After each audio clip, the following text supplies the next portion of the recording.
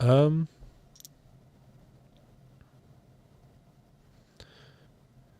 AFC South.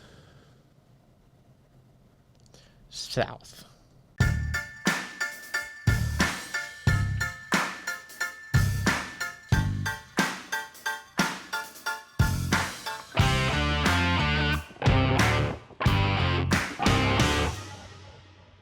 Welcome back to the James and Dame Show. I'm Josiah. And I'm Will. He's busy writing notes. And we're going to do our predictions for the AFC South because we're going through every division and doing our ceilings and floors for each team. And we'll kind of compare between the two of us because we have different expectations for certain teams because there might be bias or we just don't like a certain team. I don't know. Who knows? But I guess we'll start off with the Houston Texans, the AFC South winner from this last year. Yeah. What are we thinking? I have a hard time reading them because last year I was like, I can read this from a mile away. Sophomore slump year for the Texans.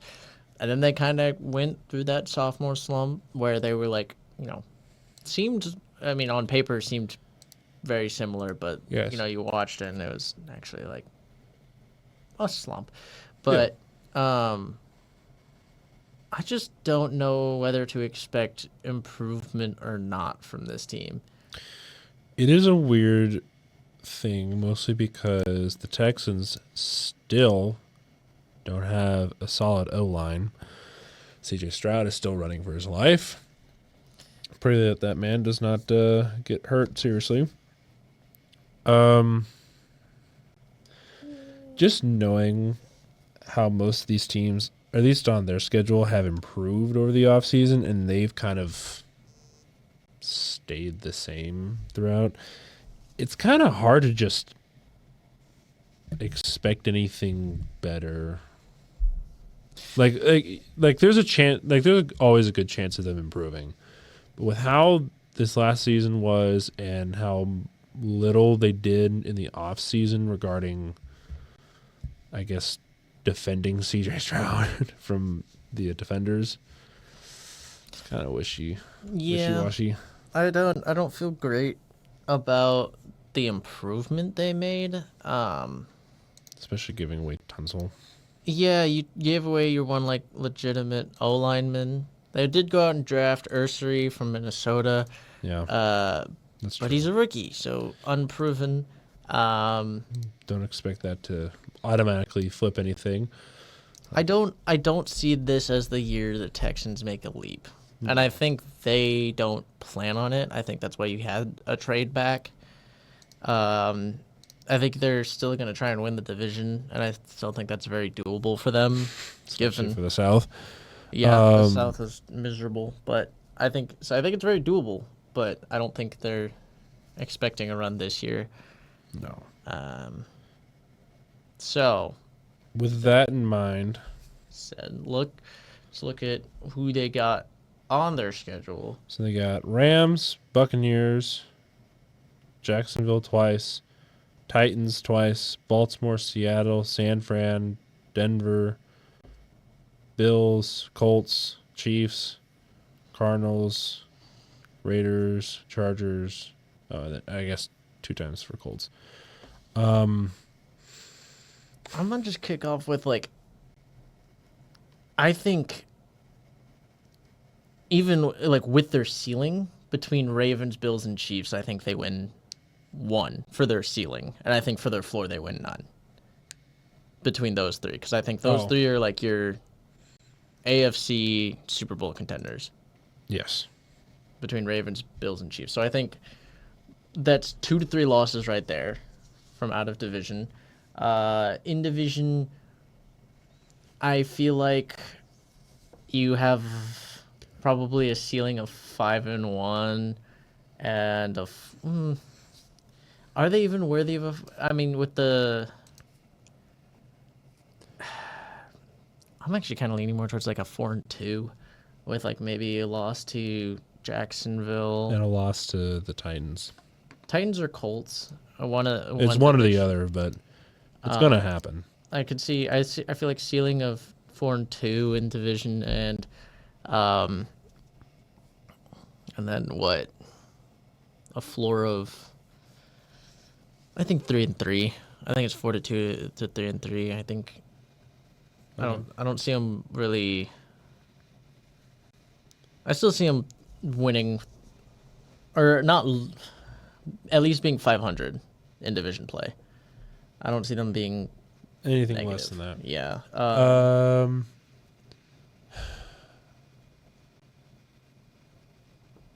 With how kind of disorganized everything is in Texans land, and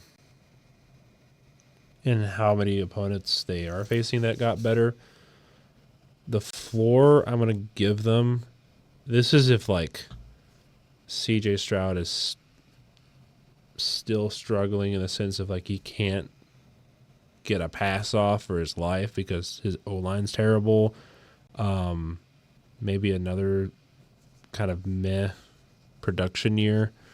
Maybe looking at the lowest is 7-10.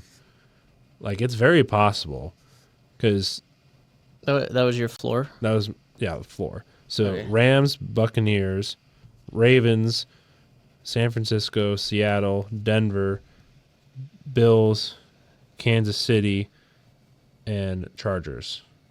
That's 9 teams that have, in my opinion, have improved over the offseason. But the Texans have kind of just stayed the same. So, in my mind, those teams for sure, if they don't,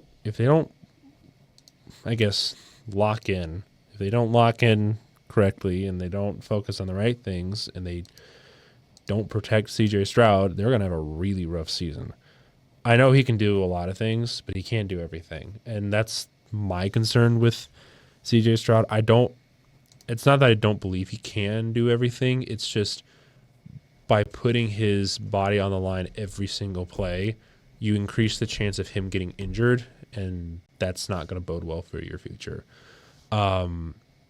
So, yeah, floor for me is 7-10. What are you thinking?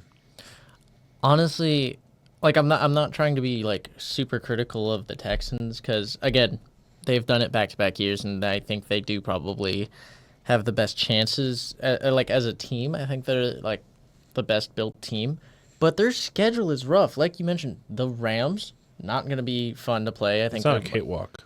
I think they're much. I mean, they have Devontae Adams this year. Mm-hmm. If they still stay healthy, they're not going to be fun to play. No, Buccaneers, can't always they've been assume. pretty good. The regular season, they're kind of hit or miss. But again, your division games, the Ravens, Seahawks, maybe winnable. 49ers, I actually think might be more winnable this year. I think they're kind of in the weird rebuild phase. Yeah, but then you go Broncos. But they're still, in my opinion, the Bills. 49ers are still probably a bit like they could put up a good fight, They'll but they're still going to compete, be. But I think they're going to not be. I think they're going to be a little bit of a shell. But then you still have Chiefs, and then Cardinals, Raiders, Chargers. Chargers maybe a loss. I guess you could beat Cardinals and Raiders, but like, I honestly could see if they don't take the step forward that they need to, a floor of like 6-11, and a ceiling of 10-7. Like it's just not an easy schedule. No, it isn't. Like That's where I kind of had my ceiling at as well, was 10-7, because that's what they've been doing the last couple of years. like it's You're not going to change my mind unless, like, for some reason your O-line magically just flips the switch and then becomes this unstoppable force for some reason. It's going to come down to Stroud and the coaching staff, because Quite literally. your defense is probably going to be a bit better than it was last year. Mm-hmm. But again, Gardner Johnson's not there, so that trade is kind of nullified for this year.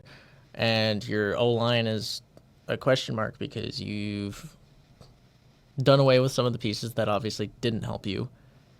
You also done away with Laramie Tunsil, which Dumb crazy. dumbs. And you didn't replace it with anything that's kind of guaranteed. So Yeah.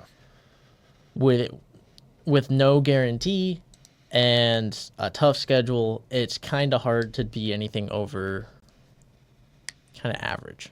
Yeah. So they're kind of in that average range, and I think again they might be the best team, but I think their schedule is going to make it very plausible for them to not end up the team with the best record in their division. Move on to the Colts and see, because who knows, 10-7 might still be good enough for the Texans to It win probably will still be. Mostly because looking at the Colts right now, I'm not very optimistic. It's another team of what's going on at quarterback, because Anthony Richardson Both do not inspire hope for me, no offense. Anthony Richardson is injury prone. All talent, but cannot play the position of quarterback for some reason, and then also just gets injured all the time. Yeah, he's just. I mean, that's what you get with these kind of guys. Is it's the super athletic running quarterbacks. A lot of promise, a lot of potential, but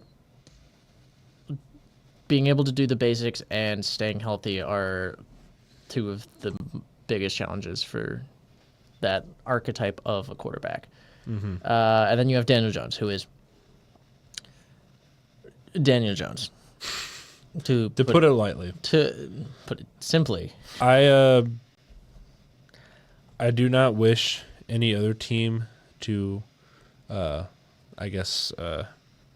feel what the Colts fans are feeling right now with a QB battle between AR5 and Daniel Jones. That's what you get when you boo off Andrew Luck after his retirement. That's also fair. It's karma. I wouldn't say karma. I think it's just 10 years of karma. Bad juju. I just think it was just not their time, I guess. Yeah, So I for the think Colts, it's going to look really ugly. it's going to be another year of, can they find a quarterback who can keep that starting role all year Yeah. while relying on the pieces around him, like Tyler Warren, if he can have a good year, or Jonathan Taylor, who they have some good pieces.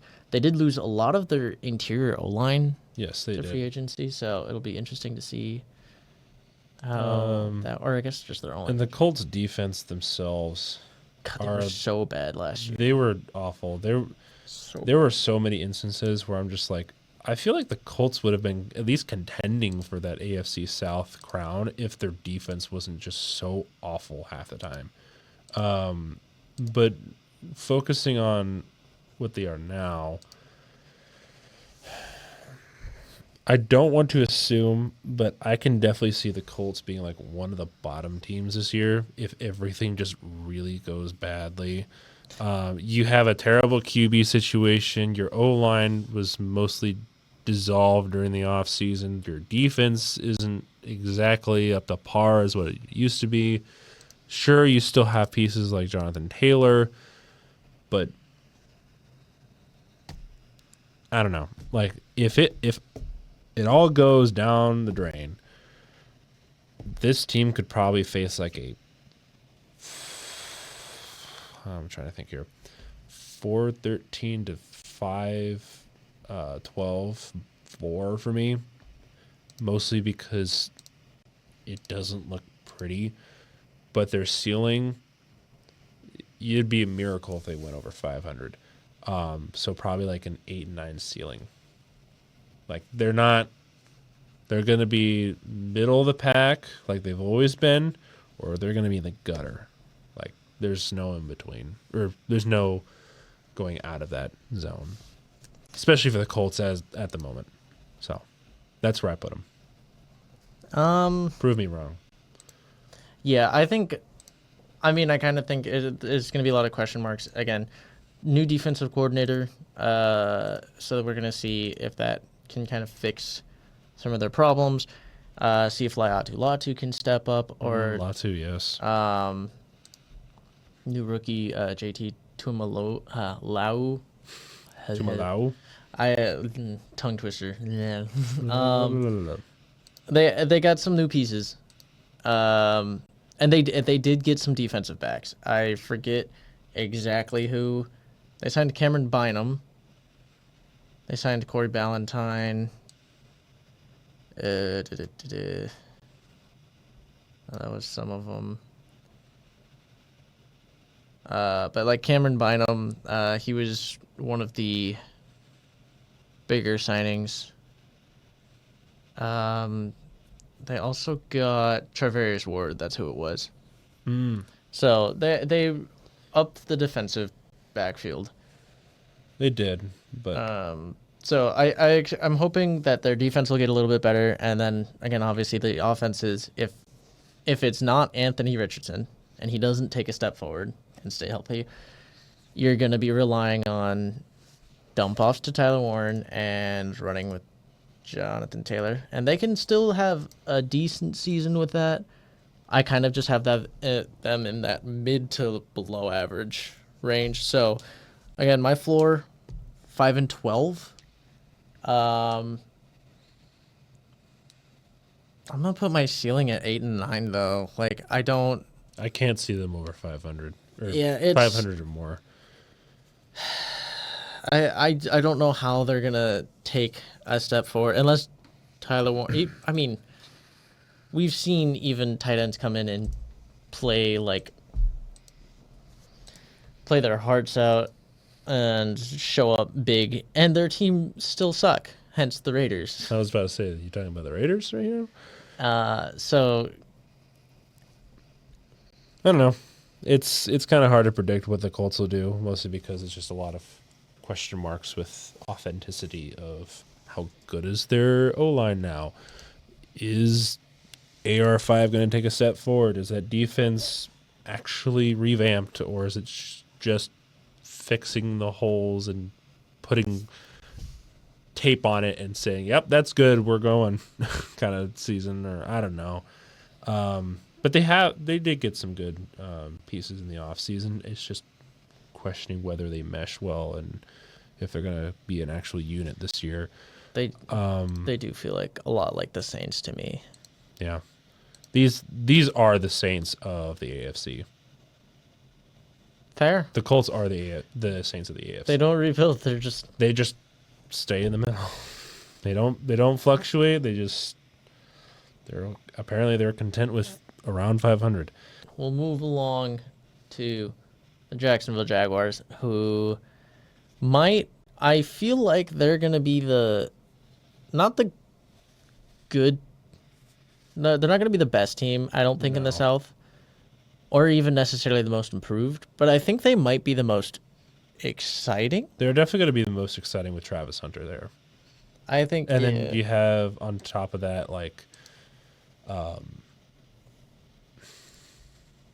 you got Brian Thomas Jr. We have that. I like Trevor Lawrence. I just don't like the fact that it might be taking him this long to finally unlock his potential, because we saw glimpses of that in that 9-8 season where they beat the Chargers out of the playoffs. So Trevor has that potential. I just don't understand why it's taking him so long. Maybe it's just coaching. I think this year it might be make or break. I think it has to be. You went out, got an offensive-minded head coach who should fit your Liam Cohen with what he did with Baker. If he can't make it work with Trevor. You went out,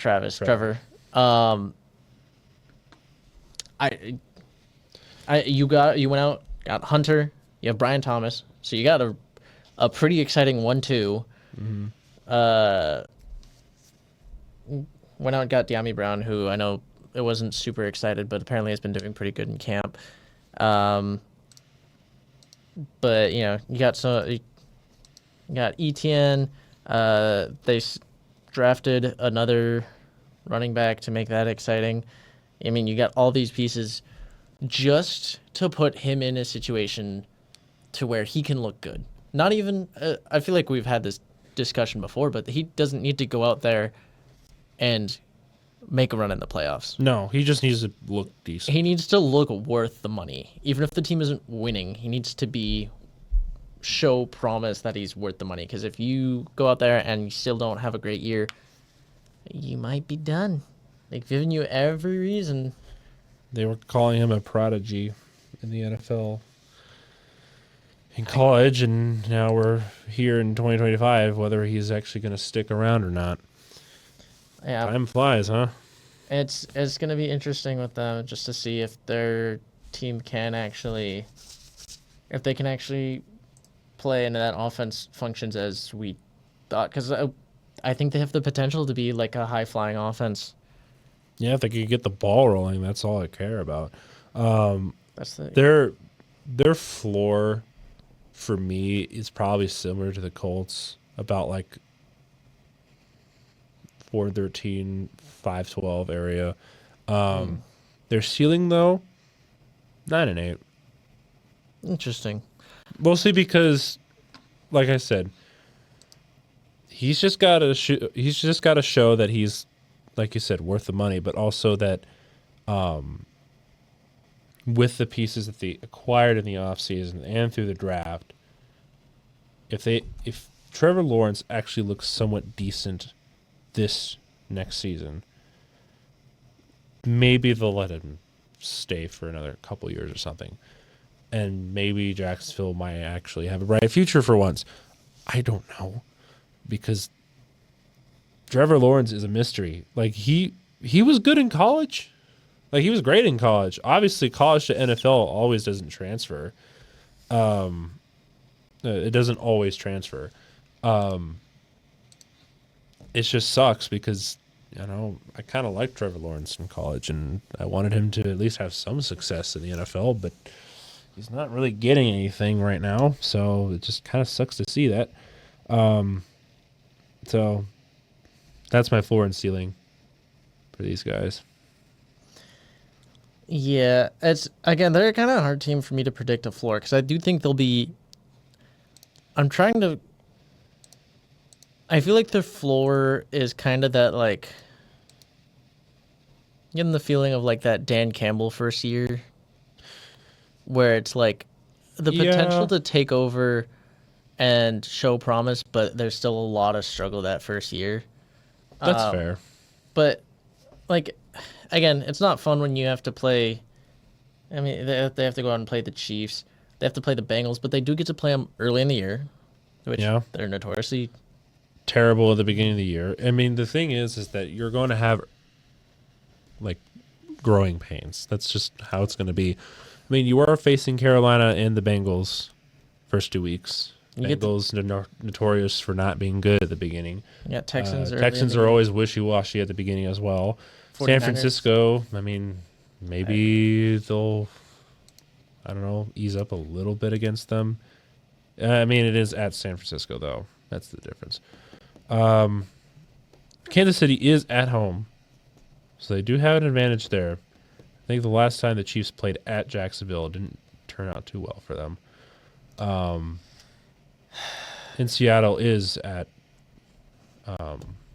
Jacksonville, so there's some chances that they might do somewhat well, and they have their London games. They do have their London games. What I'm gonna go with here, it obviously is because again, the way last year went, the roster did not take that much of a dive for the play to drop off that much. No. And so the question is more, can they figure out what went wrong and fix that? And I don't know. I think getting rid of Trent Baalke helped. They made a lot of changes in the offseason, so were they the right changes or the wrong changes? Who knows? And a lot of it's going to come down to Liam Cohen and how good of a head coach he is. We'll see. But and obviously Trevor and a lot of question marks. But where I'm kind of feeling is it could be a really disappointing season or a very exciting season. but with not the Reg- results. Regardless, I think the results are a ceiling of 7-10 and a floor of 5-12. It's a pretty narrow window. Okay. Yeah, I don't like, because I don't want to be like, oh, they could be 13-4, but they could also be 4-13. No, They're not there yet. I try to keep it like a little bit tighter so that it's not just There are a couple super teams wide that window, I'm- but obviously there's a couple teams that I'm like automatically like, yeah, there's a tight window for them, but some of them are kind of here and Yeah, there. you It's hard to keep it- predict. some of them are more difficult. But for them, I think it's probably a bit below 500. They might have a decent start to the year, but they still have to play the AFC West, which is not a fun division right now. Or at least Especially with based off how of what we good it's think. supposed to be. And then you play an AFC North team, which you don't get to play the easy AFC North team. No. But yeah. I guess they play the AFC South. You're playing 6 of those. So maybe, Maybe a little bit. yeah, I feel like 7-10. Like if they split, they go 3-3, and then they get 4 wins elsewhere, I think is reasonable as a ceiling. It's tough to tell with them. I think they could be kind of in that contention until later in the season for maybe a division push, but I don't think this is their year for that. No. It's probably going to be the next year when they figure out if Trevor Lawrence is that guy. Trying to analyze how Cohen did his first year kind of thing. His first year without Trent Baalke as well. There's a lot of things at play, especially with the Jaguars. So hopefully they can actually, flourish for once and go back to the what was it, that 2017 season? That really good year for them. I missed that team so much. That was an exciting team to watch. And then they got beaten out by Tom Brady. So, Yeah. oh well. I'll just say I'm expecting an exciting, flashy team that can't win games this year. Struggles to close games this year. And then they'll take as long try to as take they the lead look next year. good. If you show promise, that's all they're looking for. It's different than not showing up. Now we got The Titans. the Titans, which Remember those guys? might this might be one of the weakest rosters. Oh, I it's feel definitely one of the weakest ones. I think your only takeaway is that for this year it is Cam Ward the guy. How He definitely good has is a lot Cam? of promise. I think it's just gonna be how is he good? Is he any good? Like he doesn't have a great supporting cast. He doesn't have a great O line. No. He doesn't have a superb defense. I mean, his number one target is Calvin Ridley.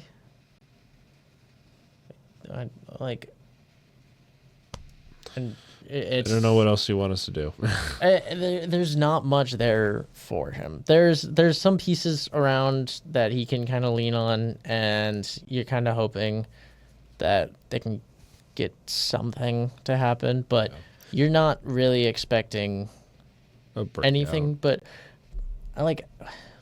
almost feels like Jaguars the year they drafted Trevor Lawrence.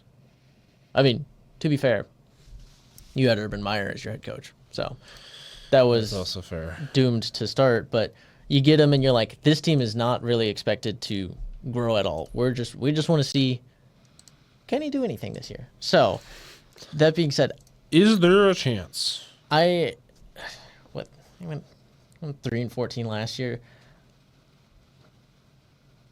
Honestly, 3-14 is my floor as well. But they have to play the Saints and the Browns, which are such winnable games, and then maybe they beat Look like at the rest of Colts. their roster and look at the rest of their season. I I can can- see 3-14 as 3-14 is floor. their floor. I'd say their ceiling is, if they get really lucky, 7-10. 7-10. Can I- Because you can see it with if the Colts are as bad as they'll maybe be this year. So you have 2 Colts games that are up in the air. Then you have, I don't know, Arizona and Las Vegas don't strike me as really good teams, so those are kind of toss-up games. You have Jacksonville twice. You have Cleveland. You have San Francisco that could be in a rebuild right now. New Orleans. It's possible. Their schedule is so weak that I see 9 winnable games. You see 9 winnable games. I mean, like you mentioned, Saints, 49ers, Browns, Seahawks, meh. What were they in? Oh, yeah, they're in later. I didn't see them. Patriots, Raiders, Cardinals, and then each of the division teams because it's the AFC South. And you kind of end up with like 9 games. Now, I don't think they're going to win 9 winnable games. I don't think they're going to win every single winnable game, even as a ceiling. So I'll stick. I think you said this as well. 7-10. Yeah, it does not look very promising for the most part. I think at their best they still lose 2 of the winnable games. Oh, definitely. Like it's not a pretty one, and I wasn't super impressed with Callahan last year. So we'll have to see how he looks this year, but it wasn't incredibly Please impressed. Don't mess this up. Make Cam Ward not die. Please. I just want to see how good he looks. In an actual game. Not preseason. An actual football game. I want to see the man nonchalantly toss a 30-yard ball in the NFL. That would be impressive. You can do it in college. But if I want to see his nonchalance in the NFL, he's got to do it at some point. It's so fun to watch him just kind of just like, here you go. Have it. Real smoothly. He's done. Just like, nah. Oh, Nick Bosa's coming at me. What you can do about it? And it would be so entertaining. And if you're a Titans fan, that's all you really want is him to be entertaining in a good sense, not like last year. Yeah, not like last year. It's a bit but it's a bit concerning. So wrapping that up, I think that technically if we were to put, at least based off of mine, I would have Houston in first, Indianapolis in second, Jacksonville in third, and Tennessee in fourth. Which is how it was last year. I kind of think it's a little bit more. I personally think it'll be more flipped. I think obviously Texans are first. I can see Jacksonville being second if they play their cards out right. Then Colts and Titans are kind of interchangeable. I slightly lean Colts being last, but I mean they're pretty interchangeable from my opinion. Yeah, I see minimal. I don't see a lot of growth here. No, I think Indianapolis has growth. the least. I think Jacksonville and Tennessee have some exciting players, and they just need to kind of build in the rest of the roster. Yes. But Jacksonville and Tennessee are kind of at that beginning of their rebuild, or whatever you want to Their call 10-year-long rebuild. They're kind of refreshing stuff, and so both of them are in that like first stage of, hey, we're getting some of the exciting pieces. Now we gotta give them a year, let them grow, and get more pieces to flesh out the rest of the team. I just want the AFC South to be competitive again. It's it's just not good. It's not good. It's never been like great, but I want it to be good again. Like, yeah, when was the last time the AFC South was good? When Andrew Luck was still around, JJ Watt was still on the Texans. You had Jaguars kind of competitive here and there. Even the Titans were off and on. So like 10 years ago. I mean, was it that long ago? How long ago was Andrew Luck out of the NFL? Am I getting old, guys? I don't want to think about it. But we will wrap this one up here. God, so underwhelming. Such an underwhelming division. NFC South is the same thing. You'll see. But thank you for joining us. This has been the AFC South, and it's so depressing. I don't know. Maybe hopefully a little exciting, even if it's not good. Exciting would be nice. But